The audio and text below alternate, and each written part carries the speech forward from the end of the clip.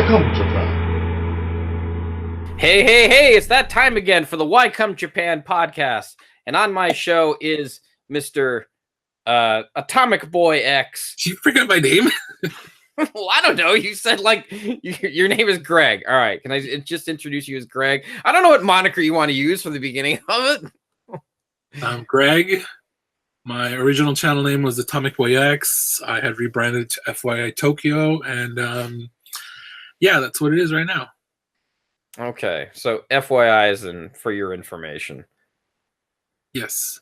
So just, you made that kind of channel just like as an information session? Well, just like, you know, when I was making all these videos, I was trying to kind of give more information about Japan. And, you know, my original handle was Atomicboyx from back in the AOL days. And I had moved that on over to YouTube when I started my account. But eventually I kind of rebranded it to FYI Tokyo. AOL? Well, I meant, because you're a big, like, superhero fan, right? You're big into superheroes. Can I say that? Yeah. And then is Atomicboyx your superhero name? No, it's just so Atomic Boy X. So in America there was Astro Boy. Oh, right. You've told me this. Yeah. So yes, the Danya Astro Boy, and then there was the Japanese name is Tetsuan Atom. So Atom, Atomic, and then Boy from Astro Boy. So I mixed the two, the Japanese and English name. And when I tried to make an account as just Atomic Boy, it was already taken. And Atomic Boy 1, 2, 3, 4, 5, 6, 7, 8, 9 was all taken. So then I picked X and it was available. And that stuck. And this is back in the original AOL Instant Messenger days, back in like, I don't know, 98, 99? It's almost as good as Eric Surf 6's story. Do you know that one? His name's Eric. He likes to surf and... That was his password for the longest time. I'm like, you don't put your username and your password. That's like something an idiot does, you know? Well, you know, if that's the early internet days, maybe people just didn't understand how critical it was to have a... Well, I guess, yeah, nowadays probably it's a lot different. You have to like put an asterisk and a number and a extra symbol and all that bullshit. Upper and lowercase. Yeah. Okay. So wait, this is AOL circa 2000. This is like 20 years ago. So 20 years ago. It's 2018 right now. So it was 1998 or no? I can't do my math wrong. 98. Yeah. Man, Jesus, how old is not AOL? I gotta go look this up. I want to know now. AOL's probably been around since at least 96, 95. Uh-huh. As like when there was like CDs like put into your mailbox like every other month. I remember that. What? 1985. Diskettes. 1985. How is it that old? I guess it was the early 90s, huh? But I think so. But AOL started, but it wasn't a thing until they started sending out all those mailers. Oh, yeah, that's right. A couple years for it to like take off. Yeah, that's you could find them everywhere. That's true. Get them at Walmart. Get them like magazines. It was always just in my mailbox every time. Yeah, it's true. My very first online name was Automatic Joe. Okay, sounds sexual. No, it was something from like there was like a Less Than Jake. You know, the ska band, Jake? Yeah. I think it was something from Less Than Jake that it was like something with Automatic Joe. I'm like, I'm going to use that as my username. All right. Okay. And the first internet provider was called theonramp.net. So when you want to make your email, it was like Automatic Joe at theonramp.net. It was so long. But they went out of business in like a year after that service. Oh, I see. Man, pre-internet days. Or no, I guess the internet before the internet became what it is today. Yeah. When it was still like ICQ chat. Do you miss any of that? Or are you glad it's gone? Well, at the time, it was just like amazing that you can connect with anybody. Yeah, it's true. I guess that's with anything, really. I mean, anything on the internet. You're like, man, I'm so glad we have this Google Hangouts so you can talk and make a podcast or something. Yeah, but the whole thing going back with over 11 years is when I started doing things on YouTube. Mm-hmm. 11 or 12 years, I think. So then you evolved your channel into FYI Tokyo. So what can we grow to expect from this channel? I mean, what kind of direction do you want to take it in? Right now, I really don't know. Okay, you just kind of started as something like where you found something cool in Japan and you wanted to talk about it. Well, again, going back over 10 years ago, when I first started, it was my process of coming to Japan. My main videos became the process of coming to Japan to go to Temple University. Right. So it was the breakdown, where I met you. We're all fucked up. I first got a student loan under my mom, and it was supposed to be one of those like Parent Plus loans, and it was approved. It was like 4 months. Then all of a sudden they contacted us saying, "Oh, you're too old to have this loan." And this is when like the whole world financial crisis shit's going on. So when we tried to reapply, man, 2008. Yeah, I remember that. When we tried to reapply for another loan, then it was like, well, her score was just not good enough, and they weren't going to give her the loan. At first, it was good enough, but then everything went to shit, and then they didn't approve her for the loan. Okay. And I couldn't get the loan on my own because I had fucked up my credit when I was like 18. So.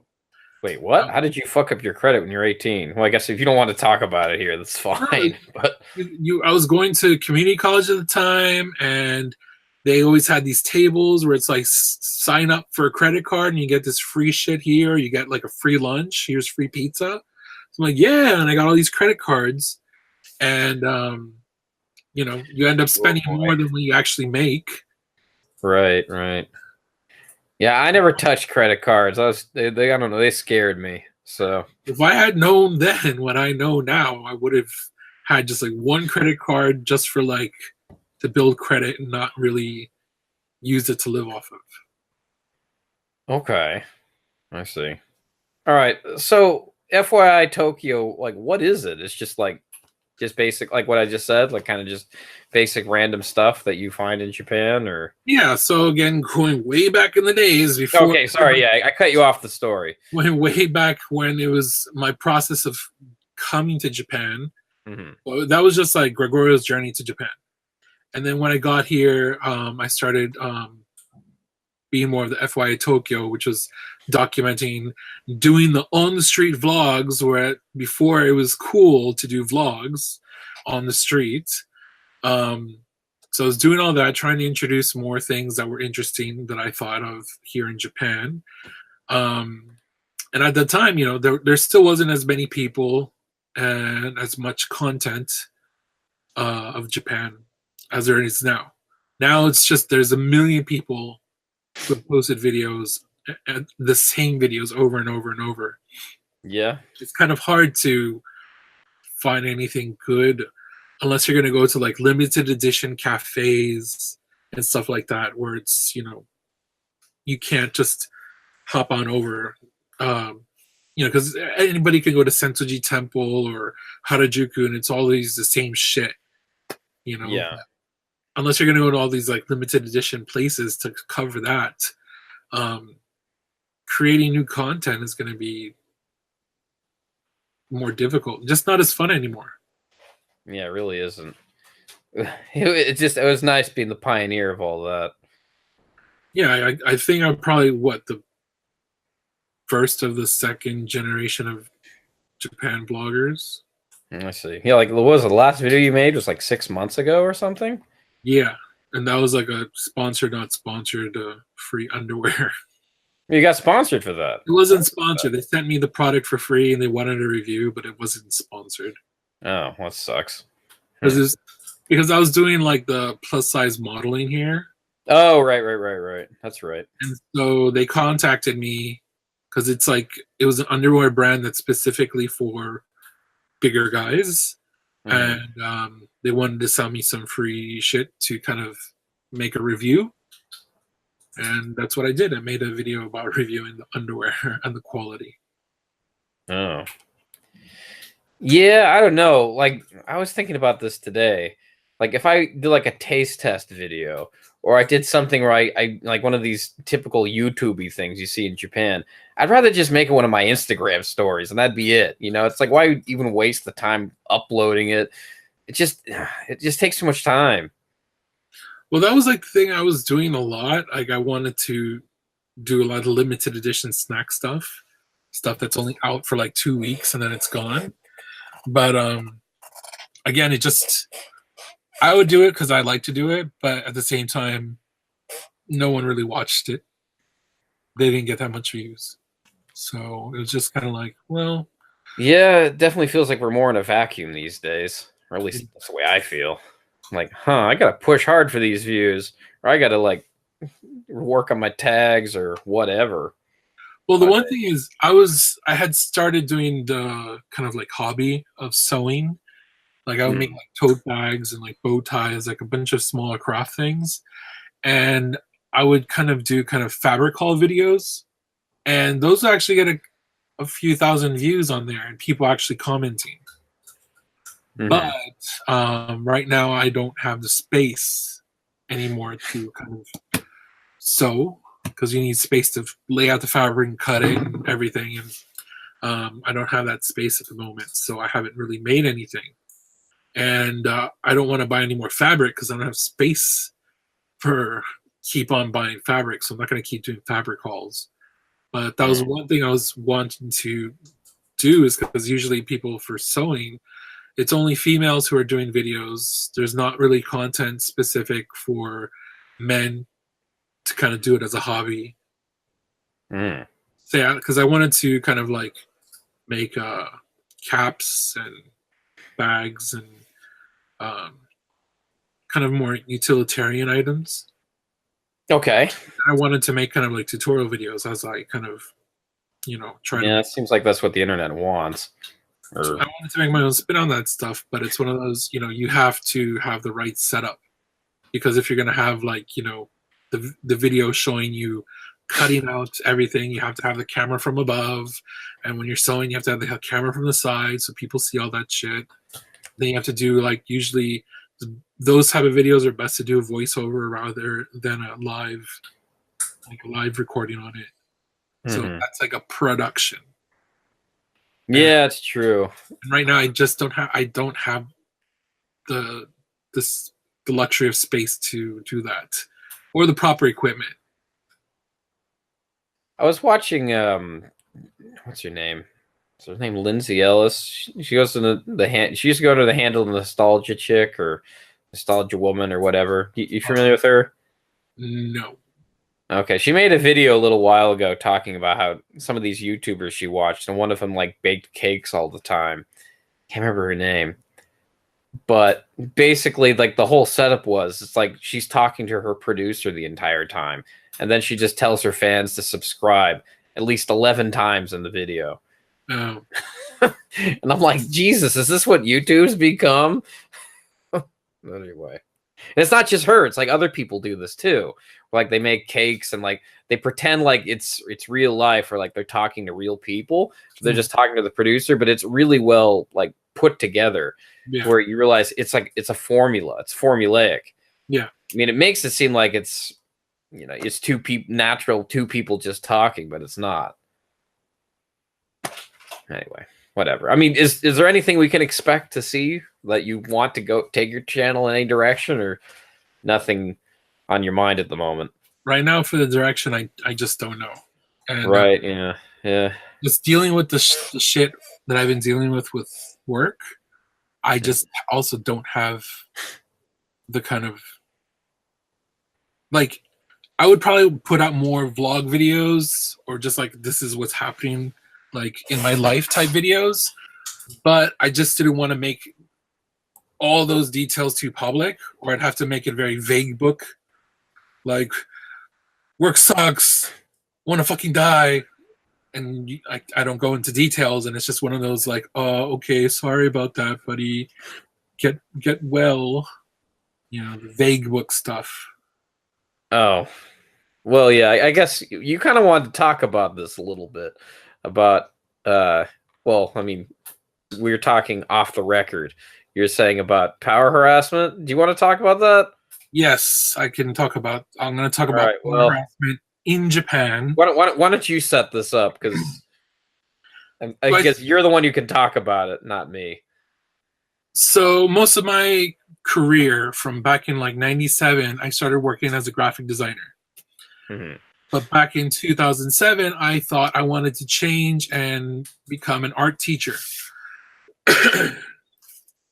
At that time, I had not finished university because I had gotten really good jobs, and I thought I didn't need university. So to become a teacher, I had to go back to university. So then I started back at the community college, and I eventually transferred to Japan, Temple's University Tokyo campus. That's how I ended up here. So a chance to kind of, Where you met me. Yeah, I met this motherfucker over here, Radley.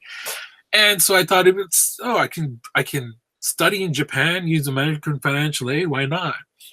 So in that time that I was in Temple University, I didn't do much of design.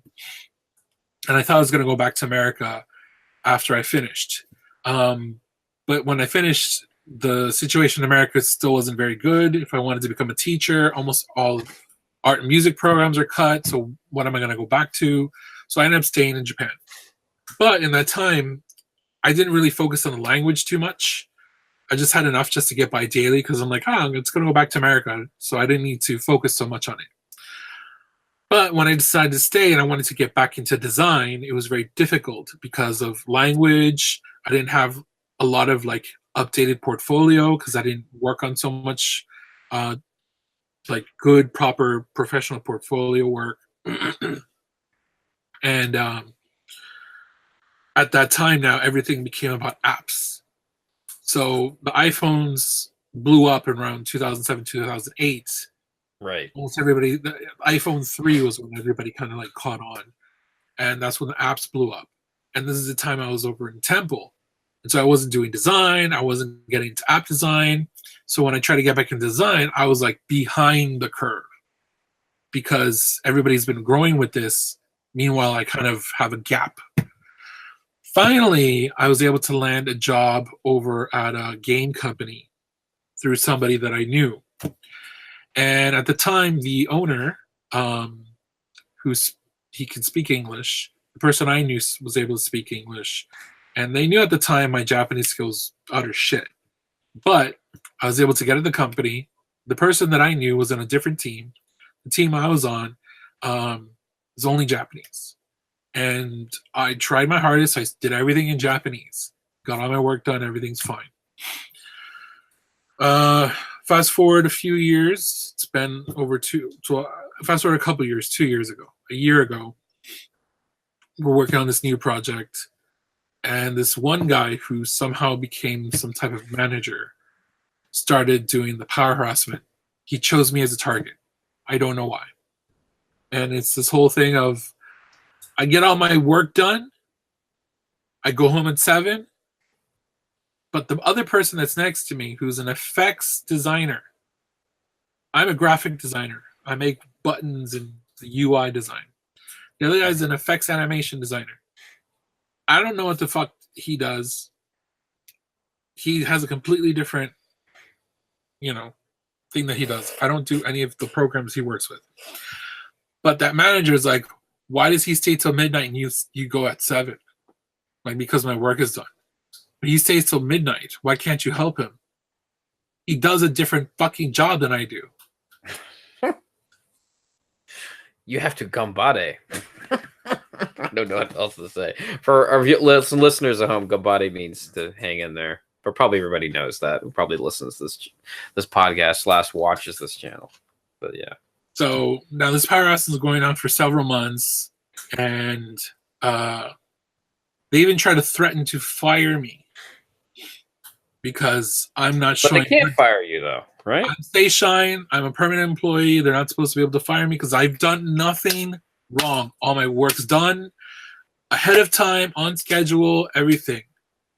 Even helping this other guy out, doing parts of the work that I can do, like exporting files and stuff, like batch exporting, which takes hours. I still get all his work done, my work done, and I still go home at 7, and they're still bitching at me. Jeez. And so he convinces one of the other managers to try to fire me. And I go, no. You can't do that. I'm a permanent employee and all my work is done. So I actually joined a work union here in Japan. Found a union and joined it. And we're trying to keep it like on the down low, trying to see where they were going to go with this. And in April, they decided that I'm too difficult to work with. I'm sorry. I'm not laughing at you. I'm just laughing at the way you're saying it. Because it's like they were like, you're too difficult to work with. I'm like, what do you mean I'm too difficult to work with? If all my work is done and on time, how is that making it difficult? Yeah. And this is me also working only in Japanese. Yeah. Only in Japanese. No one there can fucking have a basic conversation in English. It sounds like it's a very psychological thing, though, what it is they don't like about you. Wouldn't you say? I don't know the fuck. They're all fucking idiots. I'm sorry. I don't mean to laugh. It's just like, I mean, I'm not laughing at you. I'm not your misfortune. It's just the way, I don't know. How do I explain this without sounding like an asshole? I guess what I'm trying to say is, so wait, at your company, fuck, where am I going with this? Your company, like, god damn it, I'm having a brain fart here. I hate when this happens. Anyway, I always have one of these, like every podcast, just like to make the awkwardness just like times 100, you know. Anyways, these people are fucking asshole, idiot motherfuckers. So I joined this union, and in April, so April's like the new business year here in Japan. The first day of April, they rearranged the teams and desks, and I am now in a new desk. And on the floor plan, all the desks are color-coded to each team. My desk is in white. I have no. So they removed me from having a team. And the manager has a meeting with me and says that I'm too difficult to work with and that you will assist the other teams if they need any requests done. If there's a design request that they need help with. So I'm like, okay, fine. April, May, June, July, August, September, October. I have had 0 tasks. I have sat at my desk every day. God damn 9 hours a day, 5 days a week. I think what it is, I figured out what it is I'm laughing at. I'm laughing at it's just how horrible this is, or how horrible it sounds. It is. It psychologically fucks with your head. Oh, now I remember what I was going to say. God damn it. Why couldn't I remember this? Maybe you saw this article. Man, I hate it when this happens. But I saw this article that was talking about like the problem with Japanese overwork. I think it was on like one of those, was it Soda News, formerly Rocket News? And they were saying like the problem with like Japanese work culture is they're saying like the language. Because you know how like at the end of the day, you're supposed to say like "Seishimasu," you know, like I'm leaving, like sorry, I'm doing something rude, right? Just saying that, saying sorry, I'm doing something rude, you know, implies that like like I'm doing rude things by leaving early, you know. But I would say that "Seishimasu." No, it's just the fucking habit, right? Yeah. So I mean, that's part of the problem. It's just that I guess if they wanted to fix the whole, Because like it's not just you. I'm sure like millions of people in Japan probably deal with this. It's just that they have power harassment and like a lot of it's kind of just the company culture. Wouldn't you say that? Well, yeah, there's part of the company culture. Is that when I first joined this company, the company was not that bad. But shit changed. The two owners split, and then we got the shitty owner. We're not human in his eyes. Okay. So. Like a guy who just doesn't interact with people very often. No, he interacts with you by yelling at you. Oh, that's fun. Yeah. But he never yelled at me. But he's just ignored me now for the last year. Oh, Jesus Christ. All right. Okay, so from some context, you can say what kind of job this is, right? It's a game company. It's a game company, and you make game apps, right? We make games. Shitty games. You don't like any of them? No, because they're all like gotcha type games. The gameplay is bullshit. Your whole point is to just spend money to try to get the rare, ultra rare characters. No, it's like a lottery. Yeah, it's like loot boxes or something. It's a typical Japanese gacha system. There's nothing interesting about them. That sucks. I mean, because you're not much of a gamer, right? I can say this, right? Kind of. Like, I was a gamer until, I don't know, 2002. Like, I play a lot of random iPhone games, but, like, I haven't been a console person since, I don't know, end of PS2, PS3. No, you played a PS2. This I didn't know. I played PS2 as well. I stopped at PS3 as well. Because the games got too expensive, and I started getting more into movies at that point in my life. Yeah, well, then around that time, I also started getting into like Roller Coaster Tycoon on the PC. Oh, that thing, yeah. And I would spend days on Roller Coaster Tycoon and The Sims. I wasted a lot of my life on that. The Sims, yeah, I never got into that. I'm not sure what it is that turned me away from video games for a long time. Maybe it's that they were too crystal clear and too realistic looking. Maybe that's what it was. I don't know. Back in 2002? I don't know. I can't remember what it was that turned me off from it. Or maybe I just... What? Now it's crazy. The realistic... I don't know. I mean, now I feel like today there's a lot more indie titles. Like I can really get into like the independent titles, and sometimes I love playing them, and I love the small concepts that bigger companies won't even tackle. I mean, it's cool. But that's the thing is, like, other countries are doing that. Japan is not doing that. Yeah. Japan, now everybody just copies everybody else's game. So Japan for games is not innovative right now. Yeah, it's true. It's like, what's the last... I guess Splatoon was a pretty new Nintendo game. That's a console game. Okay, you mean in terms of like... For the app industry. Oh, the app industry. Oh, I mean, what's the best app game? I mean, besides like Pokemon Go that really took off. I guess there's a lot out there. I guess Temple Run.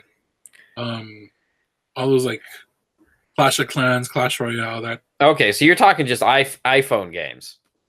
Yeah, smartphone games. Oh, okay. Before I move on, Simon Nochanama in the chat wants to know, you get paid though, right? Yeah, I get paid. I'm Seishine. I have to basically kill somebody for them to technically fire me. So when they threaten to fire me, I called bullshit on them. And also, since I got the union and I'm part of the union, and we've had meetings with them. Mm-hmm. So if they try to fuck with me by trying to take away my salary or anything else like that, like the union's gonna try to get on them. Mm-hmm. Today, I got a fucking message from somebody saying that they're gonna move my desk again, which I'm fine, whatever, move my fucking desk. But they said you are not supposed to be watching videos or music videos while on business hours. Mm-hmm. It's like, this is bullshit, because what am I supposed to do for 9 hours in the fucking day? You don't give me any tasks. So they threatened to take away my computer if I don't follow these rules. So of course, I get home and I immediately send a message to my union to try to address this bullshit. I thought they were done trying to like rock the boat because they said they're gonna try to like find, you look for new work. Yeah. Bother you, but no, you're trying to fuck with me now. Trying to say you're gonna take away my computer. Yeah. Man, that's pretty bad. That's bad. I mean, okay, let me ask you this. I mean, like unions in Japan isn't much of a thing though, right? It depends on which ones, but like this is a workers' union, and also by Japanese law, companies must meet with the unions. Okay. They must. If there's a union rep that requests something, they have to in a reasonable time period respond and have the meeting with the union. Okay. I see. At least with the union's involvement, like I had just been kind of left alone for that time being. But today they kind of like, let's go and hit the fucking wasp's nest. Well, I guess all I can say is good luck, man. I mean, I know you've been dealing with this for how long now? A year. Oh, dude. Well, I mean, at least you're getting paid to watch YouTube videos for now. For now. Yeah, well.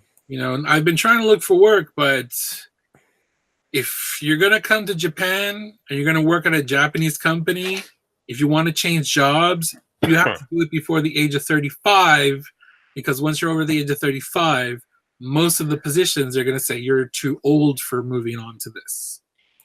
So half of the things that I've tried to apply for, they're like, nope, you're too old for this. They want you young, dumb, and full of cum, huh? It's either been language skill, my skill set, or my age. So, like, I'm a designer, but they want a designer who's also a coder, an engineer. It's like, what the fuck? An engineer is an engineer, and a designer is a designer. You want a designer engineer? Yeah. I don't have the right skill set. But I would be fine with the age or the Japanese level. Or Japanese, like I have the skill set and the age is fine, but it's Japanese level. It's always these three options. I don't have all three together. Yeah, no, I mean, I know how you feel. I mean, I go through the same thing every now and then. Because, you always see like these job offers like on Gaijin Pod or wherever. And they always have like these requirements like must have Super Saiyan level of Japanese, must come out of the womb speaking Japanese or some bullshit like that.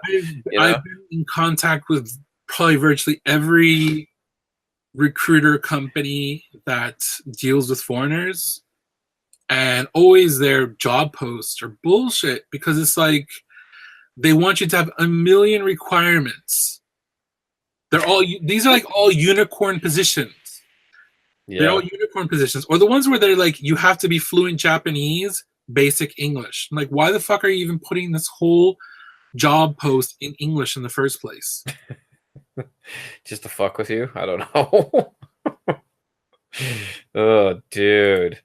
Man, hard times. So your biggest YouTube video is basically your earthquake video, the one that went viral. Yeah, that was my one viral video. Your claim to fame. Yeah. I was on every news montage around the world. You're the montage king. This is the real thing.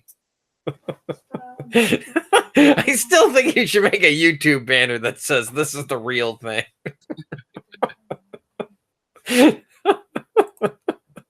Yeah, no, because I love that soundbite. Because you're genuinely scared, right? Yeah, I would be too, but I was on the 8th floor and like ceiling tiles were coming off of the fucking roof. Because the 8th floor that had a pool, right? So on there was 2 floors above me was a pool, and the emergency stairs had like a river waterfall of water coming down from the pool. So yeah, I was fucking freaking out, and I'm looking out the window, and the buildings across are like doing the whole like back and forth shake, like just swaying. You got like which ones did you get on? I mean, what TV shows you were on? Were you BBC or? Well, I was on like there's 2 interviews that I did pre-recorded. And when I saw what they ended up putting, they completely like took what they wanted and like left out any of the it was just bullshit, the 2 recorded. Oh yeah. Well, I mean, I got on the TV as well. And then like the last one I did, I said I'm only gonna do the live version of it, so they can't edit it out. And basically just to say that, because to say in Tokyo, because they're talking to me, so I'm like, in Tokyo, you know, we're having food shortages at the moment because of the, you know, supply chain, but the focus has to be up in the Tohoku area. Because they always cut all of that out. They're like, everything was just focused in Tokyo. I'm like, Tokyo's not affected like that. So I did 3 interviews only, and but the rest of it was just, you know, everybody stole my video from the internet and cut it up into their montages. Well, at least you weren't doing anything bad in it. You weren't like filming people illegally in a sushi train or whatever. No. I wouldn't do something stupid like that. Yeah.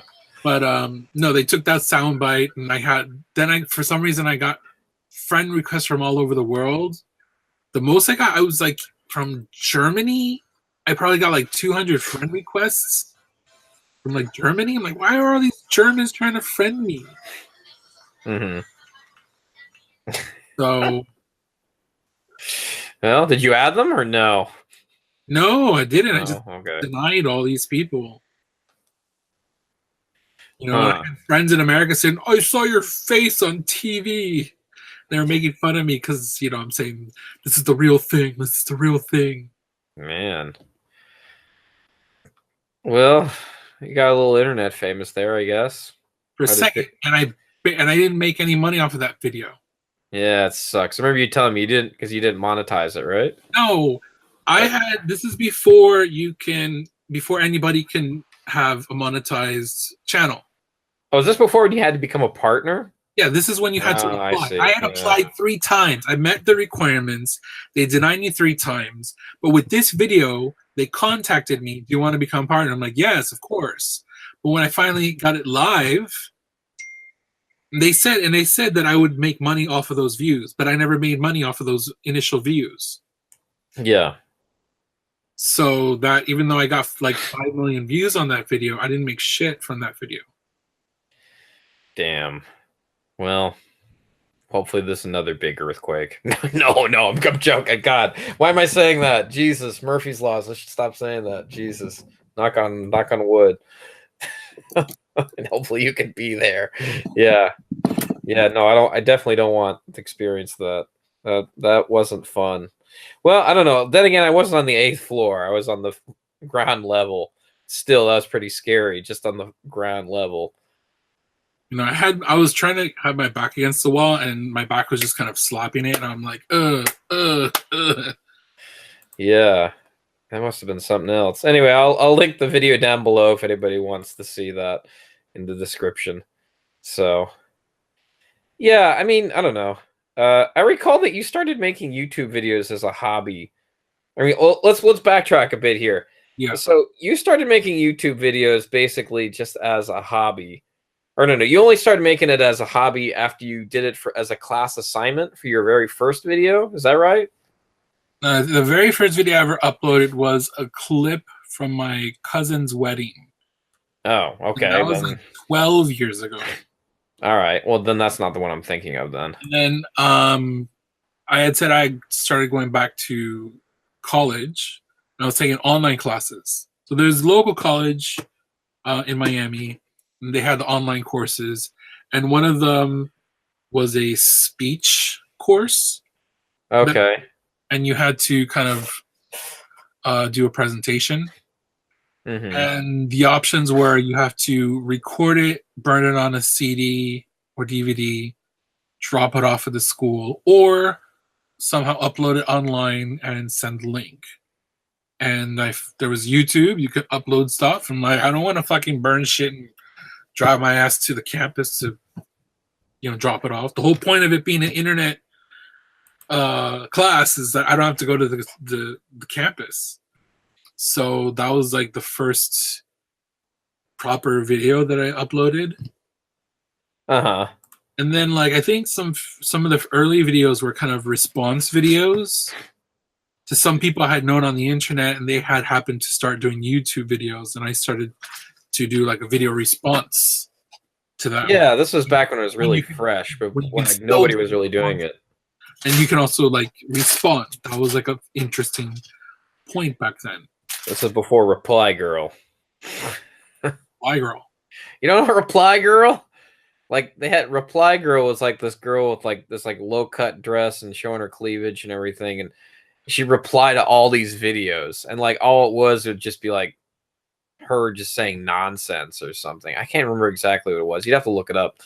But you can that's why YouTube got rid of all the responses. I'm not interested in seeing these low cut cleavage girls in the first place for thumbnails, so I probably wouldn't have clicked on it anyways. Yeah, I'm just saying that's the reason why YouTube got rid of response videos. That bitch. Yeah, well, it wasn't just her. It was like a bunch of them. It was like spam or something. I don't know the whole story. I could probably Google it, but at the same time, you still had to approve to have them show up under your video. You still had to approve them. Yeah, well, I don't know. I mean, maybe a bunch of people approved them because they thought they're real people. Who knows? I guess it makes me kind of want to ask you, like, then you started doing vlogging, right? Yeah. What inspired you to make vlogs? Because that was like a really new thing at the time. It's not like how it is today. So some of the vlogs, this is Japan. You had to go out and do stuff. Well, this might be before Japan. You started vlogging way before that, though. Well, yeah, I was in Miami, and it was just being like, usually just be an update of like, well, I just received this email of what's happening for Temple University. Or there's also early videos where it's like art shows. I was going to art shows, local scene art shows, and I would record it and edit and put music to it, saying we're over here at the Art Basel event, and here's this thing. And so, yeah, I was out doing vlogs back in the days when vlogging wasn't a thing. So nobody really inspired you? You just kind of like thought, hey, that'd be a cool idea to just pull up my camera and just start shooting? I'm sure I probably saw somebody else on YouTube who was like putting their face on camera while recording at an event. Mm-hmm. Not just like record, here's something and throw it on there. Like actually kind of like, put your face on, put the camera on you and actually kind of give like, this is a setup of what we're doing. We're going to go do this and do that, and then edit it all together. I think also a lot of those early videos got taken down because, early days where you just put on music because nothing's going to get flagged at that time. Yeah.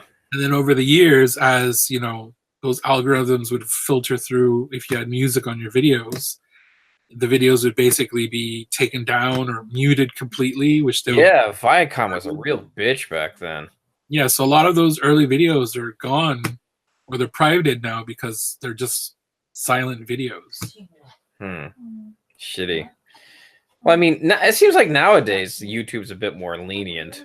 I mean, it definitely picks up like music like right away, but it's like sometimes when I put clips or like music in it, it doesn't like mute it right away. Well, like 2 years ago, I had started another channel, which was a crane game channel, UFO catcher channel. Right. So I did that for like 6 months, and you go to a lot of these game centers and they have like J-pop idol music playing in the background. I tried to cover it as much. It's like, when is the time when I'm talking to the camera? Of course, I can't, completely mute it. But I try to add my own music on top to kind of garble it. But that's like these 3 seconds that are clear enough. Motherfucker. You get flagged. Yeah, no, they do that. I mean, what is it? It's not just you. It's even like some of these rappers who sample other people's music. Just like 3 seconds, 3 freaking seconds. And they like cease and desist in like thermonuclear power way, you know? I don't know how to make that sound cool, but that's the best way I can make it sound cool. Shitty, man. I don't know. What else can I say?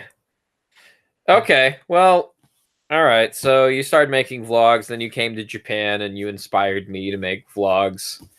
Then a bunch of other people, and you introduced me to DC. Well, this is before DC. It wasn't even going to get before that. I mean, like, you introduced me to Hiko Simon and Cruxay, who doesn't make videos anymore, and my Argonauts, who's going to be on this podcast next month. But yeah, and that's when you first introduced me to the world of YouTube. I'm sorry. I don't know. I mean, I'm still here today. I'm still alive. I still enjoy somewhat making videos, despite the minimal feedback I get back nowadays. But back in that time, when I just come to Japan, like, you could say that was my peak. Yeah. Because I had because at Temple, there was just all these people who were like, "Hey, I saw your videos. Hey, I saw your videos. Atomicboyx. Hey!" Like, I would get all these random people just like VidCon before VidCon. Yeah, I'd have all these people like coming up to me like, "Yeah, I watch your videos," and it made me decide to come to Temple. I'm like, okay, cool.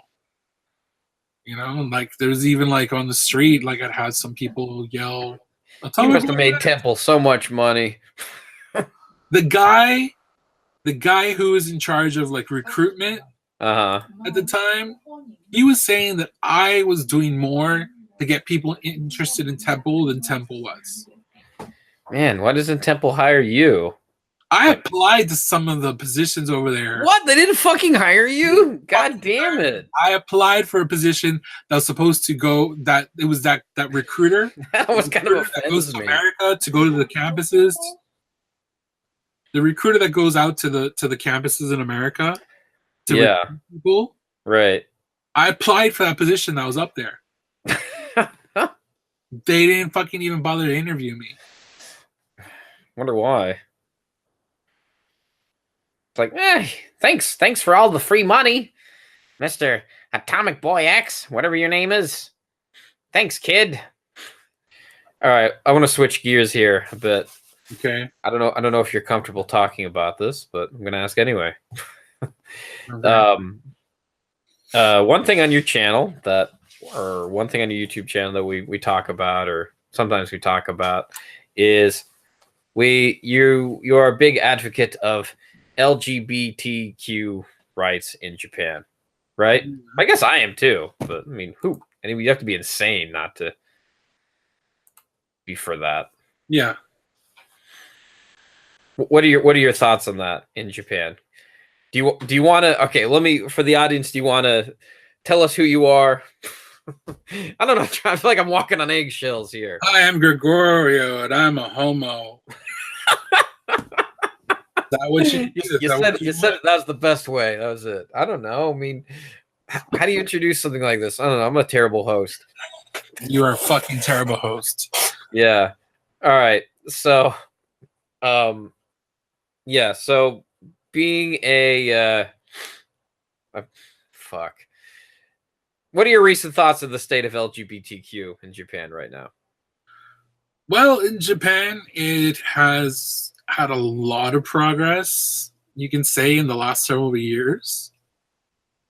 Because compared before, it's like the gay communities just didn't want visibility because it was easier for them to live in invisibility.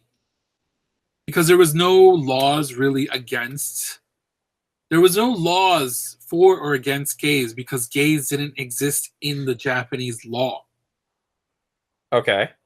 So it was easier, and especially in the modern day where people are not getting married as much. So there was the excuse of like, I'm too busy with my career to have a relationship. So a lot of gays, men and women, were able to kind of get away with that excuse of like, I'm concentrating on my career, so I'm not going to have a family. So that was their way to skirt around without having to come out. But more and more I remember the stories you used to tell me. Yeah, but more and more people are actually kind of pushing for visibility.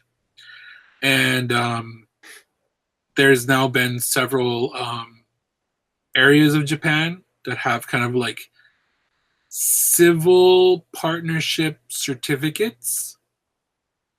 So it's nothing of close to marriage. It's like it just showed that, in Nakanoku, right? So in Tokyo, there's Setagaya, Nakanoku, Shibuya. Those were that give gay. They have these certificates that kind of certificates. Show thank you. That you're a couple, and it's supposed to kind of like grant you the non-discriminatory rights of getting an apartment. Also, it's supposed to be like, if somebody's in the hospital, they should have the right to see them because they're this civil partner. But it's nothing close to anything marriage. And even though they're a civil partner, from what I understand, also, like if the partner was to die, even if they have that civil partnership, most likely they don't have any stake in their assets. It would have to it would go to their more direct family. Oh. So if they had a house or whatever money they had, it would more likely go to the direct family rather than the partner. If it was in the partner's name, of course. Right. Oh, okay. It sounds like it's evolving a bit. Because I remember, like, back when you used to tell me the area used to go in, I guess, the gay area of Shinjuku, Nichome. Yeah. You used to tell me these stories about how you'd meet these salarymen who are, like, comfortably married and have kids, and they'd hang out in Nichome and, drink with a bunch of other men who liked men. Yeah. And their wives completely knew about it, and they're fine. They just wanted, the status of being with a salary man and having their own kid, right? That's like the last generation. Those are the men who are in their like 50s and above. Oh, so it's evolved. Yeah. Like I said, like under 50s and 40s and 30s, those are the ones who are like, the excuse is, I'm too busy to have a relationship.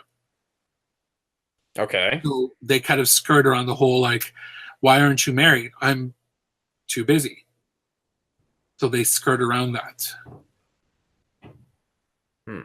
But now there's a lot of younger people who are now more willing to be vocal, be open, who are willing to have that. Even at work, they're out. And there's now a lot of companies now who are accepting of the LGBTQ, and they have some types of like policies in place now. I think even like places like SoftBank and I think AU, they even have it that if you have a partner, like you can get the family plan on their cell phones and stuff. All right. Well, that's good to know. I did not know that. So it's good to see that things are changing for the better. And then also there was that controversy from that stupid woman from a few months ago. Oh yeah, I saw that. What was that all about? There's some big meme of some woman, like, I don't know, what's the word? Berating gay people. Well, she was saying that if somebody cannot reproduce, they're useless to society. Oh, right. Meaning these gays are not going to have babies. They're useless to society. They shouldn't be given any special rights. Oh, that's right. Now I remember that. I remember watching like 3 minutes, like, no, I got better things to do with my time. And because of her and another guy who kind of said something similar, where he was like, gays, this is like their hobby. this shouldn't have to affect anything in the government if this is their hobby. Yeah. Saying that the gay lifestyle is a hobby, not their natural lifestyle. Right, right. Well, that's gone away though, right? It was enough public outrage. And there was enough public outrage that the magazine got shut down. Wait, it was a magazine? It was published in the magazine. It was a video though, right? No, the original things were from a magazine. The video that you saw was her just on another thing. Like regurgitating what she said in the magazine? I think that video was taken like maybe a year or so before, but it was on something very minor that people didn't really notice it.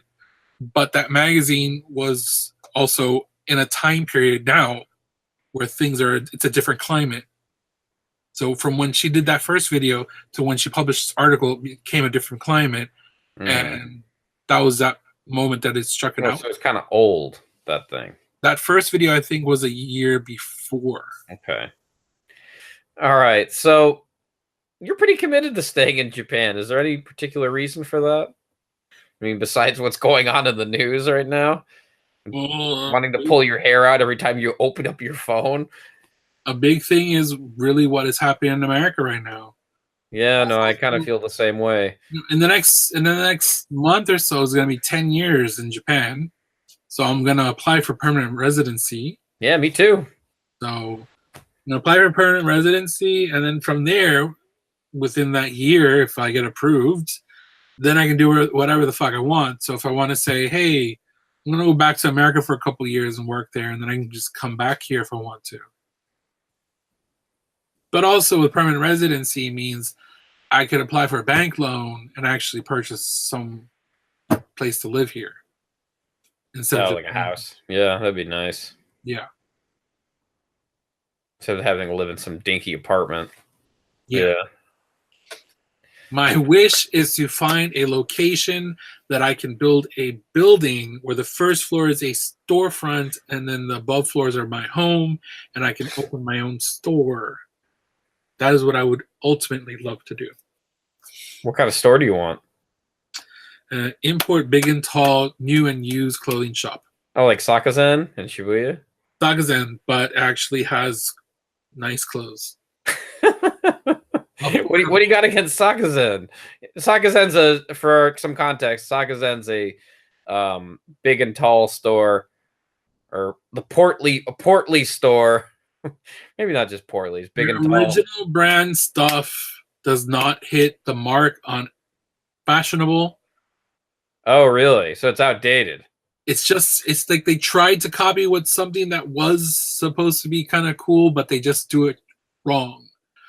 And it costs like way more than it should. So it's just the what you see in the style and the quality and the price, it doesn't match up. And then their import stuff is like just so expensive. It's just too expensive. Oh, yeah, it is really expensive. I had to shop there once when I was working at Robot Restaurant because I had to buy a vest. They didn't have my size in any of the places I went. Well, I mean, you've had this dream for a while, though. Opening like a big and tall store. Yeah.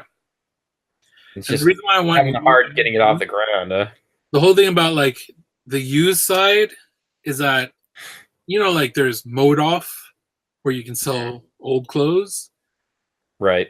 Mode Off does not buy large sized items. Oh, really? I didn't know this. Because there's that time I had lost a lot of weight. And so I had a bunch of smaller size clothes, but also, I had a bigger size clothes. When I brought that stuff to sell, they only took the smaller size stuff. Okay. They said, we can't take this because it's too big. Damn. So yeah, well, you'd think they would do something though, right? Big size people, the only option they have is just throw it away. That sucks. Well, I don't know. And generally in Japan, if I can repurchase these used items, ones that have decent quality still, resell them, marked up, but still affordable. That gives me stock, constant new stock from people where their only option is to sell to me because the other stores that they can sell their clothes to don't buy the large size clothes. Well, I imagine that Japan's going to eventually need something like this, or there must be a place other than Sakazen to buy stuff. Was it just Amazon nowadays? But still, the whole thing, there's a psychology. Psychology. You have a horrible day at work, and you want to do retail therapy, and you wanted to buy new clothes, and you go to Sakazen, and you're like, I hate all these fucking clothes that are here. You try to buy it online, you don't have instant gratification. And by the time you get it, does it fit right? You don't know, because fat people are different sizes. They're fat in different areas. So you try it on, and it doesn't fit, and now you have to return it. So all your having fat in the right places. All your gratification, instant gratification is all gone. It doesn't work. Yeah. So online shopping still sucks. So bad. No, it really does. I mean, in terms I kind of hate buying books off the internet because they always dick them up somehow. I don't know why. So it's a book if it's not gonna not fit. Yeah, I mean, that's different. I mean, I don't know. It's just I hate getting books that are all dicked up. You know. So for Alex FH, do you lose weight automatically live in Japan? Initially, probably yes for most people. I lost a lot of weight when I first came to Japan. But then you get comfortable. You have your regular life. You don't go out as much. You get old. I'm 10 years older than I was when I first got here, so the weight doesn't go away so easily. So yes and no. You lose weight and you probably gain it back. Well, it's like what I said in the chat. You lose weight and then you gain it back once you find the food that you like here. Yeah, and even though you find all the healthy food, you're still you know now the good foods that you want to eat, and so even if it's healthy, if you're still eating. Yeah, I remember when you lost all that weight when you first came here the first technically year. I was anorexic because I wasn't eating anything. Yeah. I was that poor that I was skipped 2-3 meals. Wait, this is due to poverty? Yes. Oh, okay. I thought it was due to because you didn't like anything. Okay. No. Sorry, I didn't know that. I was kind of lying when I first came here. People are like, "Don't you eat?" I'm like, "Yeah, I totally eat." No, I wasn't eating because I was eating 1 meal a day. Or I go to the 100 yen shop, get the 1 pack of pasta sauce and the 1 pack of pasta, and then have that for 3 days. I see. Well, yeah, no, because I remember talking to 11 Colors James back when he had a YouTube channel. Yeah. We might have on this show sometime. He was telling me that, I remember when he was looking at your Instagram and you were taking pictures of food. I remember his initial reaction was, or at least when I was hanging out with him, he's like, well, Greg has found food he likes here. And yeah. That's what I always... That was the thing. I finally, I became more, I got a job, I had a partner that was splitting the bills with, and I became comfortable. I found the food I liked, and then you just start gaining weight back. And like I said, you don't go out as much anymore because then you become a homebody, because it's I already see all of the Tokyo area that I need to see, so I'm only going to go out when I need to go out. You know, before it was the hours on end of wandering of where does this go to? Where does this go to? You've already filled out the whole blackened map. The whole map has been exposed, and now it's well, I've seen that. Yeah. No, I know that feeling. I don't know.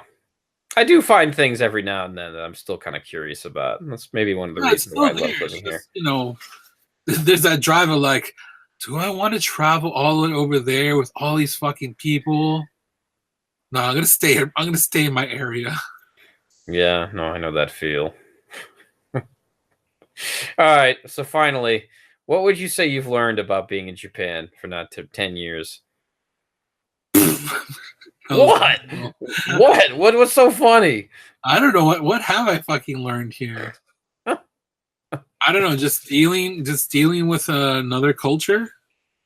Yeah. Like, how to get by without speaking much Japanese in a company? I don't know. Yeah. I don't know. Like, I don't know what's a proper thing that I've got. Your character hasn't gone through its arc yet. No. Yeah. It hasn't gone through its arc because my show's been canceled. Okay. Well, maybe they might reboot it. Hopefully, they write better characters next season. Hopefully. Definitely hoping for a better. What kind of characters do you want in your next season, Greg? I need an international cast. Yeah, like what's that show that came out a couple of years ago? What was it Japanese? The Japanese don't know. Remember that? Did you see that show? Japanese, the Japanese don't know. Like Japanese language that the Japanese people don't know. I don't know. It's like it's always like Japanese people love. I mean, I hate to like generalize here, but here in Japan, they always like producing these shows, which they love like talking about the intricacies of like the Japanese language. You know, it always gets the spotlight, and it's like to me, it's like who cares? Like this is stupid. I don't know. It's one of those like dictionary words that nobody uses anymore. Yeah, but I'm like thinking, would I watch a show in English that talks about dictionary words that nobody uses anymore? Maybe. It's like but it's like it's the mainstream though. William Merriam Dictionary Twitter feed as a TV show. Yeah, it's like I'd watch this because I'm a nerd, but like this is mainstream TV though. It's like Atsugiri Jason's on TV, and like he talks about like the intricacies of like the Japanese language, and everybody loves it. Whatever. I don't get it. It's just it's okay. I mean, before I came to Japan, you know Toei Spider-Man. Did you ever see that? You mean the live action one? Yeah, the live action one. Yeah, I remember seeing that in America. I'm like, man, Japan must have all these awesome ass movies like this one. It's like I can't wait to like go there and like experience like what they did with like Toei Spider-Man. And then I get here and it's like freaking SMAP, or before, well, when I first got here, it was SMAP in every channel, like cooking and talking about food. Well, like what? It's also one reason. It's one reason why I refuse to see a Japanese movie in the theater. Because so many are like with these SMAP Johnny's people who can't act. So I'm not gonna wait like $30 to see. It's like, what happened, man? If I'm gonna watch it, I'll see it streaming or I'll rent the DVD if I had any interest in it. So not see any of those movies in the theater. I think the only thing what was the last Japanese movie I saw in the theater? Last Japanese movie I saw in the theater was Toilet, if you want to consider that a Japanese movie. That movie took place in Canada with all English speaking actors. The last Japanese movie I saw was Madoko Magica movie. I don't even know what that is. All right. Well, that was the last. You want to see the new Dragon Ball movie when that comes out? Definitely not. No? No. Why? You feel like they're just beating a dead horse with that one? Yeah. Well, for a young generation of kids that's fine. Yeah, I don't know. That's the thing I don't get, man. It's always like it's all about the old shit here. Like I was talking to one of my coworkers today about Doraemon. I do not get the obsession with Doraemon, man. Well, actually, no, I do get it. That's wrong. And you know what I was thinking today? Doraemon's like, because they don't really have a religion in Japan. It's like Doraemon is like God for children. You know, he essentially is. He's like an Elmo or Sesame Street character. Well, I mean, the thing I really hate about Ratch or Dora, and everybody always, and whenever I say I hate Doraemon in front of like people who grew up with him here in Japan, I always like sense this like contention in their face, But I'm saying the thing, like something like, "Oh, I grew up on SpongeBob, and SpongeBob's my god," and they're gonna be like, "Oh my god." Yeah, I don't know, and it's just, I'm waiting for somebody. I'm not. Maybe I'm just waiting for somebody to challenge me or say something different. But I guess I'm in the wrong place for that. Nobody likes challenging people here. You know, debates don't really exist. Anyway, my point is the thing I don't like about Doraemon is that it focuses too much on futuristic elements, and it's like oh, well, in the future everything's better, and it's like motherfucker, everything in the future is not always better. It's like sure there'll be like a cure for hair loss, but it's not going to be cheap. Well, I don't know. Maybe what I was asking one of my coworkers today, Japanese coworkers, and he was saying that the philosophy sort of is that, you know, life will be so much better in the future. Because maybe it might sucks because you're at fucking cram school and working your ass off in school and everything's mendokse, but the future, it's pretty freaking awesome. I would hope so. I think that's a good note to end on. Anything you want to say before we go, Greg? Anything you want to plug? Fuck power harassment. All right, fuck hashtag fuck power harassment 2018. You heard it here, folks. All right. I don't really have anything to plug at the moment, so that's fine. There's my channel, FYI Tokyo. You can find my backlog of videos on my channel. I'll put everything down in the description below. Yeah, and I think it's just until I can get out of this funk of this bad work environment and get my headspace in somewhere else, then I can try to consider making new type of content on my channel. I just don't have that headspace right now to do it. Yeah, well, I'll be there. I'll watch it. I mean, your channel has growth and subscribers more than I have right now. It seems like it's much harder to get subscribers these days. So, well, mine's been plateaued at that number for like the last couple of years. Yeah, well, I mean, I don't know. Technically, podcasts aren't really a thing that, you know, boost channels. Nowadays, it's all about like, shit, what is it now all about nowadays? It's all about like having a cool vlog or having a... What do people want to see? Do you know? Well, in Japan, they want to see people doing really stupid shit over and over, that's true. And hikaking, which I can't stand. I remember when that guy was nothing, man. Like, I remember I went to that like 2011 meetup in Roppongi, right? It was like in the middle of the day. And like Hikaking's like sitting there alone, like, hey, YouTube. And like nobody's like paying attention to him. And now he's like fucking everywhere. You can go to Don Quixote and they have freaking rubber masks of him. So anyway, other than that, you know, it's like, unless you're like a beauty vlogger or you're like a Jake Paul type person or something. Well, Jake Paul makes sense. I don't know about the beauty vloggers. I don't think they're really making anything anymore. Beauty vloggers are still, they get all these brand deals. Yeah, that's true. Good money. Yeah, well, I don't know. I'll just keep on trucking, keep making this thing, try to make more vlogs, do my thing. Beauty vlogger. Or become a beauty vlogger. I was trying to talk my girlfriend into doing more, kind of more of an interactive channel, kind of turn it more into like a Rachel and June kind of type thing. We might do that. I was thinking that anyway, since I made a video with Eric Surf 6 recently. Okay. And everybody seemed to like her, so I think I should focus on making stuff with her. And people like vlogs because it feels like it's more personal, you know, like you feel like you're having an experience with someone. Because usually, like I go somewhere, you know, like the typical kind of Tokyo Kuni kind of thing. Like, this was my day. I went to the park. I had a sandwich. I saw a weird Japanese man showing me manga, and then I came home. It was such a great day. All right, see you next time. You know, that kind of shit. That was the shit I used to do, but it just people weren't into it. So, well, I don't know. I mean, I do get good responses. I get like a lot of comments on those kind of videos. So I mean, I definitely tell. Shit. The most I get comments were on my fabric videos. Yeah, with sewing stuff.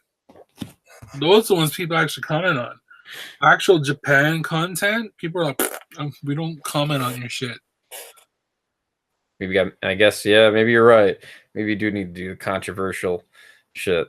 Nah, fuck that. I'm not doing that. Hell no. All right. Okay, I'll wrap this up. For that shit. What? I'm too old for that shit. Yeah. Thanks, Danny Glover. All right. So this has been a live recording here on YouTube. Next week on the Why Come Japan podcast is my parents. It'll be a live show Tuesday. This Tuesday. That'll be what day will that be? That'll be the 30th, October 30th. Time is not decided yet. I don't know when it's going to be. Are you going to have drunk on chuhais? I hope not. No, they don't drink them. My stepdad does, but not my mom. But you give them chuhais that don't taste like alcohol and just taste like yummy soda, and then all of a sudden they're drunk. All right.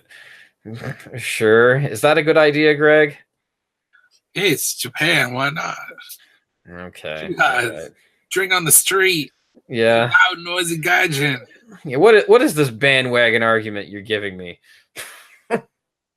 Anyway. All right. I'll put it into consideration, Greg. Thank you. All righty. Stay tuned for my Halloween video. I'm hopefully going to get that out here soon. That should be up on the channel. You should watch it. It's really good. Put a lot of time into it. So it'll be out soon. And I'm in a collaboration video with Shiverz, aka Sophie. You can check that out too. And until then, my name is Radrey and Gregory, FYI Tokyo. Check out my channel of old backstock stuff. Peace out, guys. Bye-bye. Bye.